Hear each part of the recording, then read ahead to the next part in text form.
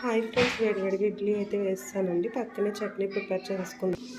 చట్నీకి టమాటా చట్నీ చేద్దాం అనేసి కట్ చేసి పెట్టేసుకున్నానండి. 1 స్పూన్ ఆయిల్ వేసానండి. స్టవ్ వెలిగించుకున్నాము.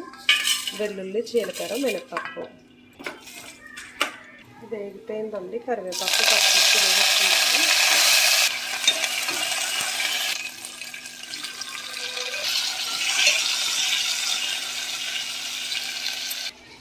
టమాటా అంతా మగ్గిపోయిందండి. ఉప్పు, పసుపు, చింతపండు వేసేస్తున్నాను. చల్లారిన తర్వాత మిక్సీ పట్టేసుకుందాము. పక్కన అయితే ఇడ్లీ కూడా అయిపోయిందండి.